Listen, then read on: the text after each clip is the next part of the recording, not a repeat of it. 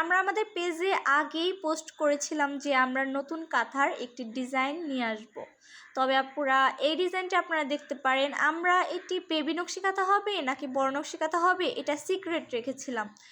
আপুরা সবসময় বড় নকশি কাঁথা আঁকানো অসম্ভব হয়ে ওঠে, ওইভাবে আঁকানোই যায় না। যেমন পার মাছের ডিজাইন এইভাবে ক্লিপ ক্লিপ করে আমরা বড় নকশি কাঁথার ভিডিওগুলো নিয়ে থাকি।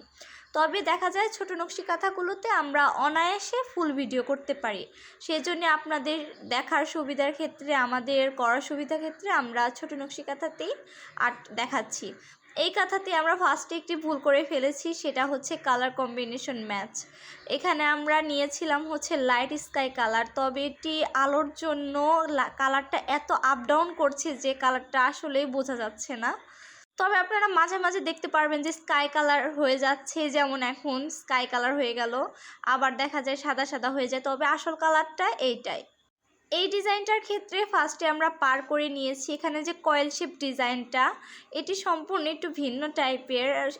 এর আগে যেগুলো করেছিলাম ওগুলো হচ্ছে আঁকা বাঁকা করে দেওয়া, কিন্তু এগুলো সব এক সিরিয়াল বাই দেওয়া। আপনারা যারা হাত দিয়ে আর্ট এইভাবে করতে পারেন না, তারা একটি কয়েলের সাহায্যে ছাপ দিয়েও করতে পারবেন, ওটিও অনেক ভালো হবে, সুন্দর হবে। তবে আমাদের এটি করে করে অভ্যস্ত, সেই জন্য আমরা এটি নিজস্ব হাত দিয়ে করতে পারি। তারপরে প্রত্যেকটা কর্নারে একটি করে পাতা যাবে। আপনারা পাতা নিজস্বভাবে কাস্টমাইজ করে দিতে পারবেন নিজের সুবিধার্থে। আপনাদের কাছে যেটি সহজ মনে হয় আপনারা সেইভাবেই দিতে পারবেন। এটি সম্পূর্ণ আমাদের নিজস্ব ডিজাইন। আপনারা যারা এই ডিজাইনের কাঁথাটি অর্ডার করবেন প্লিজ একটু কাস্টমাইজ করে অর্ডার করুন।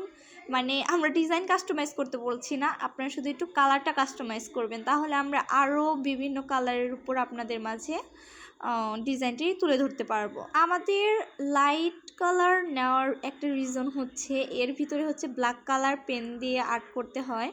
ডায়মন্ড পেন্সিলের থেকে এই সিগনেচার পেন দিয়ে আর্ট করলে অনেক ইজি লাগে, সেই জন্য আমরা এই লাইট কালার কাঁথাটি নিয়েছি। যদি আমরা আর কোনো ডার্ক কালার কাঁথা নিতাম তাহলে তো আর আমরা কালো কালার দিয়ে আর্ট করতে পারতাম না। দেখুন কাঁথাটির চারপাশে পার করে এত সুন্দর লাগছে সামনে থেকে, কিন্তু দুর্ভাগ্য বিষয় যে আপনাদের আমরা আসল কালারটাই বোঝাতে পারলাম না।